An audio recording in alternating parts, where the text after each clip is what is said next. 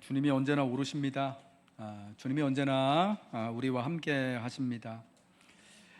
여름 휴가철 많은 분들이 영화관에서 보고 찾으시는 영화 중에 오디세이라고 하는 영화 지금 한참 상영하고 있습니다. 여러분들 혹시 극장에 가셔서 보셨는지 모르겠습니다. 오디세우스라고 하는 주인공이 고향으로 돌아오는 여정을 그린 그리스의 호메로스라고 하는 이제 극작가가 아주 오래전에 쓴 서사시입니다. 그 오래전에 쓴 서사시를 오늘날 다시금 영화화해서 우리에게 지금 상영을 하고 있는 거죠. 이 오디세이라고 하는 작품이 호메로스라고 하는 사람이 일리아드라고 하는 트로이 전쟁과 관련해서 그가 쓴 그 책과 서사시와 더불어서 이게 기원전 거의 7세기, 8세기, 이 호메로스라고 하는 사람이 기원전 7, 8세기 사람인데요. 그러니까 굉장히 오래전부터 이게 기록이 되어, 그러니까 글이 기록이 되고 오랜 세월을 거쳐서 많은 사람들에게 수많은 문명권을 지나서 많은 사람들에게 읽히고 사랑받아온 그런 문학 작품이라고 알 수가 있을 것 같아요. 오디세우스는 고향을 떠난 지 20년 만에 고향집으로 돌아가는 이야기가 그 오디세이 이야기예요. 전쟁으로 10년, 그 트로이 전쟁으로 10년, 그리고 전쟁 이후 집으로 돌아가기까지 바닷길에서의 10년, 특별히 전쟁이 끝나고 집으로 돌아가는 그 10년의 여정이 바로 이 오디세이의 큰 줄거리입니다. 원래 오디세우스가 10년 동안 헤맸던 그 고향 가는 길은 짧으면 바닷길로 5일, 길면 10일 정도의 거리라고 합니다. 그럼에도 불구하고 10년이나 걸렸다는 것은 그가 그만큼 인생의 바닷길에서 고향 가는 그 길에서 엄청난 역경과 어려움을 겪었다는 것을 알 수 있게 해주는 겁니다. 어쨌거나 그가 고향으로 돌아가는 세월이 20년이 걸렸습니다. 그리고 그와 함께한 부하들과 12척의 배들이 있었으나 그가 고향 이타카 섬에 돌아왔을 때는 혼자였습니다. 20년 동안 부하들과 배들은 모두 죽고 잃어버리고 혼자 고향에 돌아온 거죠. 20년이 걸린 귀향길이었어요. 그리고 아무도 없이 혼자 돌아온 길입니다. 게다가 고향에는 그를 반기는 이들보다 그를 해치려고 하는 이들이 훨씬 더 많습니다. 오히려 돌아가지 않는 것이 편하고 안전할 수 있는 상황이지요. 그럼에도 그는 왜 끊임없이 고향으로 돌아가는 것을 잊지 않으려 하고 마침내 많은 어려움에도 불구하고 고향 이타카 섬으로 돌아오게 되는 것일까요? 고향은 그 자신을 나타내기 때문입니다. 고향으로 돌아가는 것은 자기 자신의 정체성을 지키는 것, 이것을 기독교식으로 하면 가장 고귀하며 유일하게 남은 그의 사명을 다하는 일이기 때문입니다. 바벨론으로 사로잡혀갔던 유다와 이스라엘 사람들이 있었습니다. 이사야 선지자에 의하면 그들이 한 번도 들어보지 못했던 여러 나라로 뿔뿔이 흩어지고 사로잡혀가게 된 이유는 그들의 하나님 여호와를 온전히 섬기지 못했기 때문입니다. 범죄함으로 말미암아 바벨론에 그들은 사로잡혀갔습니다. 그들의 마음은 하나님으로부터 멀리 떠나 있었고 그러한 이유로 그들의 몸과 삶과 역사도 하나님이 약속해 주신 고향으로부터 떠나갈 수밖에 없게 되었습니다. 여러분, 여기서 우리가 지난주 함께 말씀을 묵상했던 이사야 29장 13절 말씀이 너무너무 중요한데요. 한번 이사야 29장 13절 말씀 읽겠습니다. 시작. 주께서 이르시되 이 백성이 입으로는 나를 가까이 하며 입술로는 나를 공경하나 그들의 마음은 내게서 멀리 떠났나니 그들이 나를 경외함은 사람의 계명으로 가르침을 받았을 뿐이라. 선지자는요, 하나님으로부터 마음이 멀리 떠난 이들을 하나님이 저 멀리 바벨론으로 사로잡혀 가도록 내버려 두실 것이라 말하였습니다. 마음이 떠났기 때문에 마침내 몸도 떠나고 삶도 떠나고 역사도 그 뿌리가 뽑히게 되는 것입니다.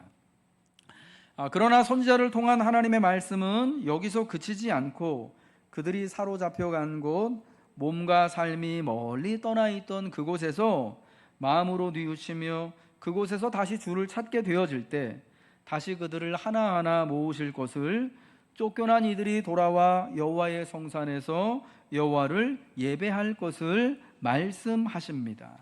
그것이 27장 12절 13절의 말씀인데 역시 읽어보겠습니다. 시작. 너희 이스라엘 자손들아, 그날에 여호와께서 창이라는 하수에서부터 애굽 시내까지 과실을 떠는 것 같이 너희를 하나하나 모으시리라.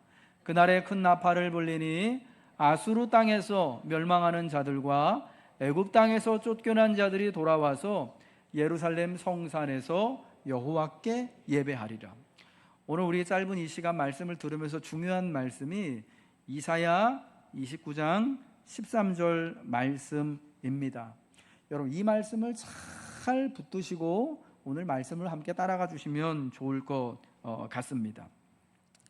우리가 역대상 9장의 말씀을 함께 읽었는데요, 역대상 9장 말씀은 범죄함으로 말미암아 이사야 선지자가 말한 것처럼 바벨론으로 사로잡혀간 유다의 자손들이 그들의 고향 땅으로 마침내 돌아왔음을 전하고 있습니다.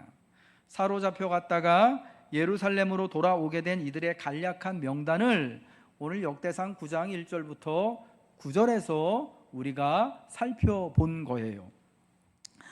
사로잡혀가게 된 것도, 마침내 긴 세월이 흘러 고향 땅으로 돌아오게 된 것도 모두 하나님의 말씀대로 되었습니다. 그런데 여러분, 오늘 본문을 보면 모두가 돌아온 것이 아니었습니다.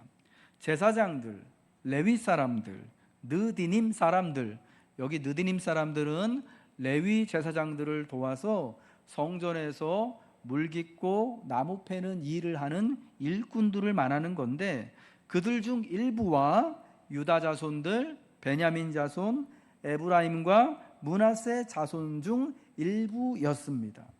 오늘 본문에 나오는 것처럼 세라 자손 중 690명, 베냐민 자손 중 966명입니다. 에스라 2장 64절을 보면 이때에 유다 땅으로 70년 만에 돌아온 사람들의 합계, 예루살렘과 예루살렘 주변에 있는 유다의 성읍들에 다시 돌아와서 살았던 사람들의 총 합계가 42,360명이었다라고 말씀해 주고 있습니다. 모두가 돌아온 것이 아니라 사로잡혀갔던 유다 자손 중에 에브라임과 므낫세 자손 중에 일부만이 돌아온 거예요. 잠시 오디세이의 이야기로 다시 돌아가 보겠습니다. 오디세이에서 주인공 오디세우스는요, 그가 그 고향을 떠난 지 20년 만에 마침내 고향 땅으로 돌아옵니다. 그런데 혼자 돌아옵니다. 트로이 전쟁을 승리한 후 고향으로 돌아가는 바닷길에 올랐을 때, 여러분, 그는 혼자가 아니었습니다. 12척의 배와 그 배에 함께 타고 있던 부하들이 있었습니다. 그 당시에 그 그리스 배의 규모를 생각하면 보통 배 한 척에 60명에서 100명 정도의 인원이 탑승을 할 수 있었답니다. 그러니까 최대한 많이 탑승했다고 치면은 고향으로 돌아오는 그 배편에 오디세우스와 1200명의 부하들이 함께 있었던 거예요. 그런데 이 10년의 세월을 그 바닷길을 방황하면서 12척의 배와 1200명 가까이 되는 부하들을 모두 잃습니다. 여러분, 영화를 보시면 아시겠지만, 혹은 오디세이라는 지금도 그 글이 남아서 여러 많은 사람들이 읽고 있는데, 보시면 아시겠지만, 이거 미리 이거 뭐라 그러지 그거를? 스포하는 거는 아닌데 다 아는 내용이니까요. 외눈박이 괴물들한테 잡아먹히고, 말 안 들어서 돼지떼로 변하고, 세이렌에 의해서 죽고, 칼립소라고 하는 이 여자가 마녀인지 요정인지 모르겠지만 말 안 들어서 거기서 또 큰 공경을 처하게 됩니다. 고향으로 돌아가기 위해서 반드시 지켜야 하는 주의사항을 오디세우스로부터 들어요. 칼립소라고 하는 여자가 오디세우스한테 알려주고, 이런저런 루트를 통하여서 주인공이 듣고 그거를 자기 부하들한테 그대로 말합니다. 야, 너네 잘못하면 돼지로 변할 수 있으니까 절대 이런 행동하면 안 돼. 아무리 배가 고프더라도 저 소들을 잡아먹으면 큰일 난다. 뭐 이런 얘기요. 아무리 바닷속에서 이렇게 막 홀리는 듯한 노래를 듣더라도 야 이렇게 막 거기 막 바닷속으로 걸어 들어가면 큰일 난다. 그런데 부하들은 그 주의사항을 주인공 오디세우스만큼 철저히 따르지를 않아요. 반면 오디세우스는 무슨 일이 있어도 고향에 돌아가겠다는 일념으로 끝까지 견딥니다. 그래서 이 세이렌이 부르는 노래에 이거 너무 스포가 많은가요? 오디세우스가 바닷속에 빠지지 않으려고 자기의 눈을 이렇게 그 서사시를 보면은 묶고 자기의 몸을 돛대에 배에 이렇게 막 꽁꽁 싸매잖아요. 절대 자기는 저기 빠지지 않겠다라는 그 마음을, 신념을 보여주죠. 마음이 변하지 않는 마음이 참 중요했습니다. 유다와 예루살렘으로 돌아온 자손들에게도 이 마음이 참 중요합니다. 이사야 29장 13절에 말씀하는 것처럼 마음이 하나님으로부터 먼저 떠나 있었기 때문에 육체와 삶도 하나님을 멀리 떠나 바벨론이라는 먼 곳으로 사로잡혀 갈 수밖에 없었듯, 하나님을 멀리 떠난 그들의 마음이 사로잡혀 간 곳에서 점차로 하나님께로 돌아오게 될 때 마음이 하나님을 향하게 되었던 이들이 마침내 그 몸과 함께 고향으로, 그들이 시작되었던 곳으로 돌아온 것입니다. 유다 자손이 사로잡혀간 바벨론 땅은요, 인종과 문화의 용광로 같은 곳이었습니다. 바벨론 땅에 사로잡혀온 이들은 유다 자손만이 아니었습니다. 바벨론이 멸망시킨 나라의 많은 백성들이 그곳에 있었습니다. 사로잡혀간 유다 자손들은 그곳에서 여러 많은 나라의 백성들과 다양한 문화를 접하며 살게 되었습니다. 그러면서 동시에 점점 바벨론이라는 나라에 동화되어 갔을 것입니다. 하지만 희한하게도요, 그 같은 인종의 용광로와 같은 현실에서 나 자신은 누구인가에 대한 도드라진 질문을 받고 하게 되는 사람들이 있고, 바벨론 같은 세상에서 내가 뭘 하지? 내가 여기서 뭘 하고 있는 거지? 나는 누군지? 내 뿌리가 과연 어디에 있는 것인가를 질문할 수밖에 없는, 아니 질문 받을 수밖에 없는 환경이 되었던 거예요. 당신 한국 사람입니까? 미국에 처음 갔을 때 들었던 질문입니다. 5년 남짓한 세월을 살면서 사실은 종종 들었던 질문이에요. 한국에서 살 때는 한 번도 들어보지 않을 질문이지만 우리에게 당신 한국 사람입니까? 묻는 사람 없죠. 교회 새로 방문했는데, 여러분 우리 교회 등록했는데, 아니면 여러분이 휴가철에 고향에 내려가서 처음 가보는 교회 갔어요. 그럼 방문했다라고 이렇게 안내를 받잖아요. 그때 여러분한테 한국 분이세요? 묻는 사람 없죠. 내가 한국 사람이라는 건 너무 이 사회에서는 당연하고 마땅한 거지만, 남의 나라 가서 사니까 거기에는 여러 다양한 이민자들이 함께 섞여 사니까 종종 듣게 되더라고요. 제가 아직도 안 잊혀지고 있는 게 있는데, 처음 미국 가서 동네에 월마트라고 하는 이제 그 쇼핑센터를 갔어요. 저처럼 이제 가난한 유학생들이 많이 가는 그런 저렴한 전자 제품이랑 저렴한 음식물이랑 옷가지랑 이런 거 파는 데예요. 갔는데 그 동네가 중국 사람이 되게 많이 사는 동네였거든요. 어떤 이제 까만 뿔테를 쓴 젊은 아시안 이제 청년이 아마 중국 애였던 것 같아요. 저 옆에 오더니 중국말로 뭐라고 계속 이야기를 하는 거예요. 저를 아마 중국 사람으로 봤던 것 같아요. 나는 아무리 봐도 나는 중국 사람하고 다르게 생긴 코리안인데 옆에서 계속 얘기를 하는 거예요. 아마 보니까 뭐 무슨 얘기를 하는지 모르겠지만 아무튼 중국말로 계속 해가지고 제가 못 알아듣잖아요. 그래서 나는 네가 하는 말이 뭔지 모르겠다 하면서 I'm Korean 하니까 sorry 하고 가더라고요. 남의 나라 가서 사니까 순간순간 나 코리안이야, 나 한국에서 왔어, 이런 거를 말할 수밖에 없는 상황이 맞이할 수밖에 없게 되더라고요.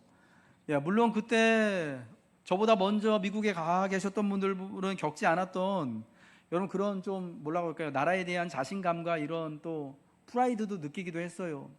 그때 한창 막 그 삼성이 막 갤럭시 폰 만들어 가지고 왕창 팔 때고, 뭐 누구죠? 그 가수 싸이, 강남 스타일 이거 막 한참 막 미국에서 막 난리가 났을 때였기 때문에, 진짜 코리안 넘버 원이었거든요. 그때부터.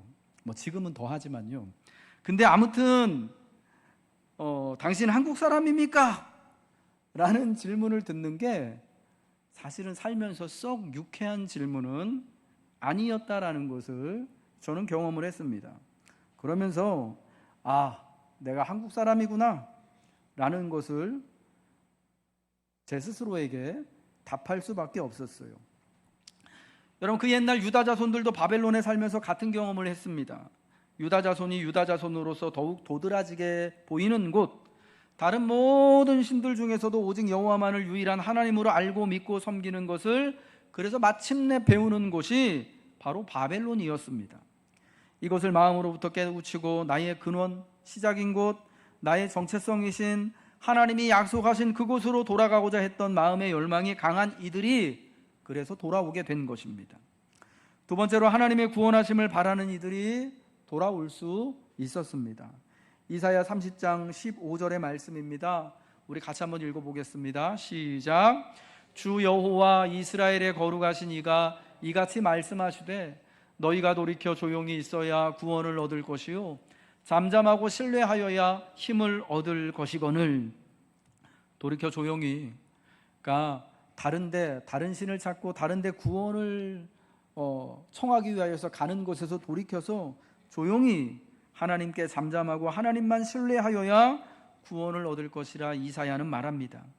하나님의 구원을 바라는 것, 하나님을 신뢰하는 것은 아무것도 하지 않는 것처럼 보입니다.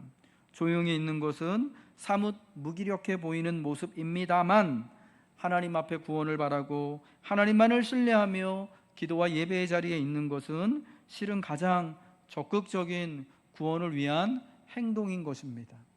저는 오늘 우리가 함께 예배하며 이 거룩한 안식을 지키며 하나님의 은혜를 여러분의 마음과 입술로 구하는 이 모습이 하나님의 구원과 하나님의 복을 구하는 가장 적극적인 모습, 하나님으로 말미암아 살아가게 되어지는 우리 인생과 믿음의 가장 복된 모습인 줄 믿습니다. 사랑하는 교우 여러분, 그럼 우리가 아무런 힘이 없어서 아무것도 할 수 없기 때문에 하나님을 예배하는 것이 아닙니다. 아무것도 몰라서 인생을 헤쳐나갈 지혜가 없어서 하나님 앞에 기도하는 것이 아닙니다.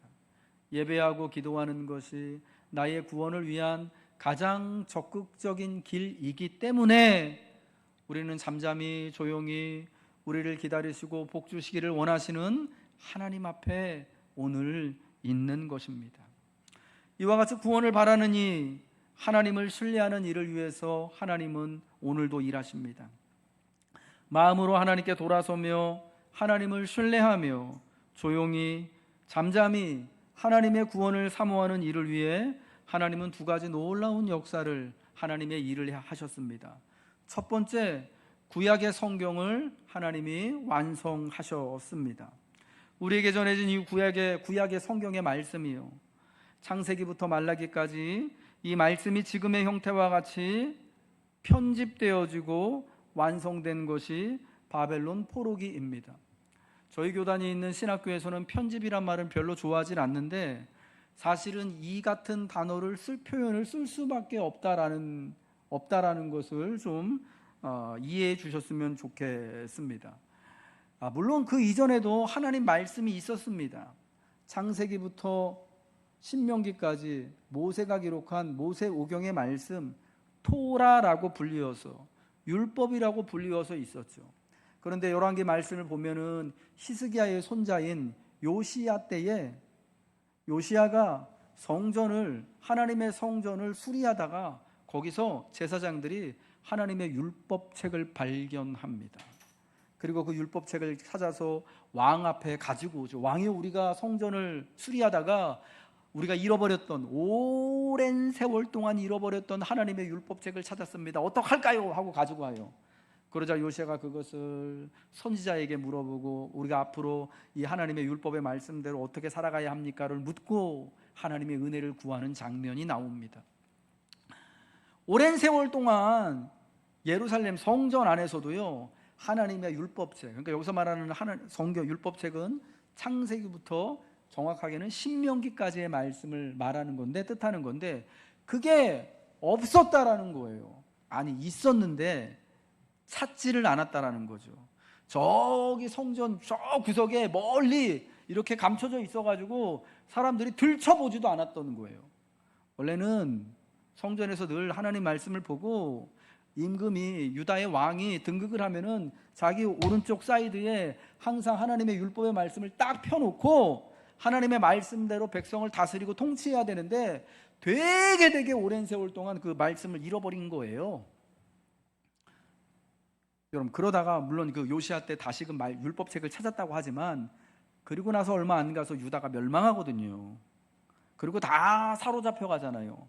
하나님의 말씀이, 원래 있었던 그 말씀이 여기저기 흩어지고, 사람들이 흩어지고 사로잡혀 가면서 하나님의 말씀과 하나님을 섬기는 것들도 다 뿔뿔이 사방으로 흩어지고 없어지게 되었던 것입니다. 근데 여러분, 그 말씀이 우리가 가지고 있는 지금의 형태대로 다시금 다 모아지고 완성된 것이 바벨론 포로기 이후라는 거예요. 바벨론 포로기의 시절 유다의 사람들은 무엇보다도 내가 누구지? 우리가 섬기는 여호와 하나님은 다른 민족의 신들과 어떻게 다르지? 여기에 관심을 가질 수밖에 없었습니다.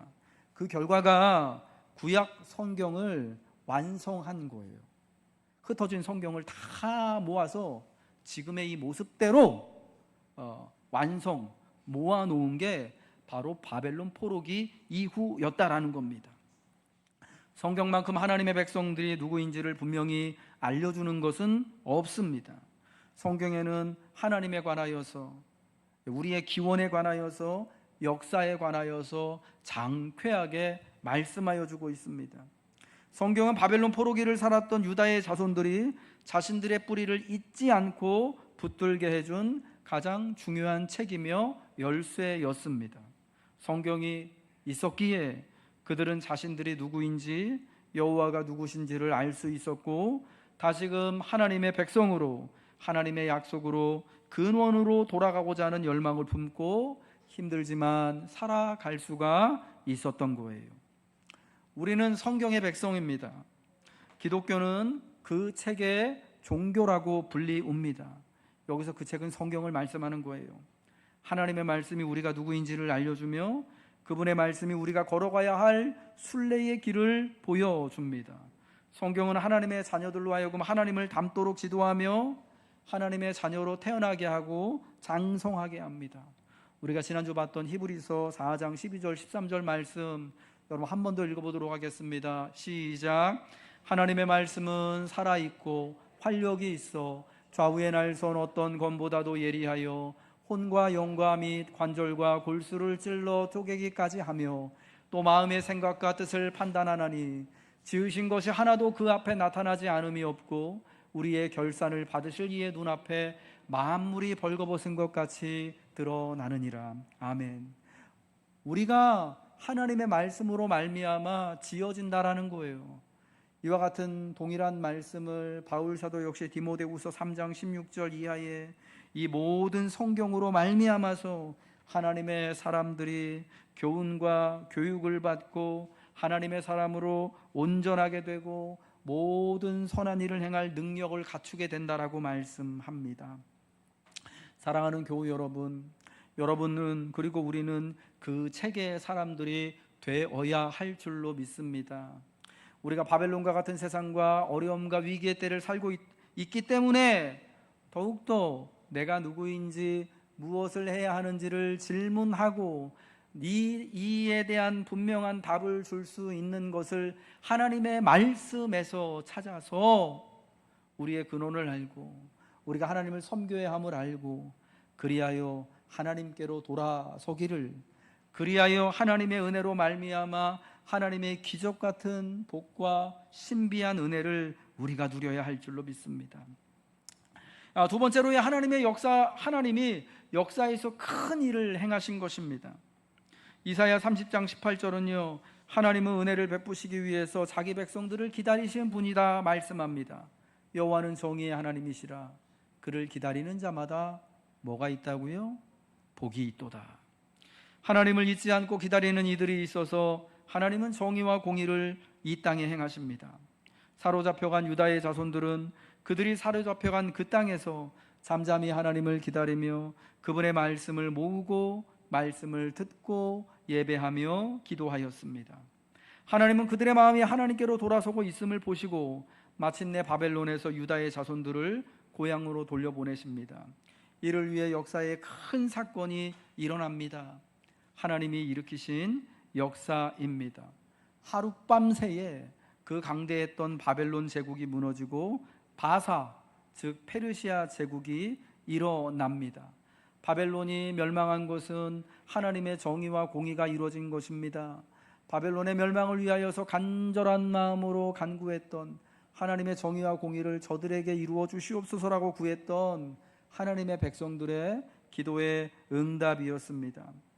그래서 다니엘서를 보면 정말 하룻밤 만에 바벨론의 왕과 그의 신하들이 다 함께 모여서 밤새도록 파티를 벌이던 그 밤에, 그 새벽에 바벨론 제국이 멸망하게 됨을 말씀해주고 있습니다.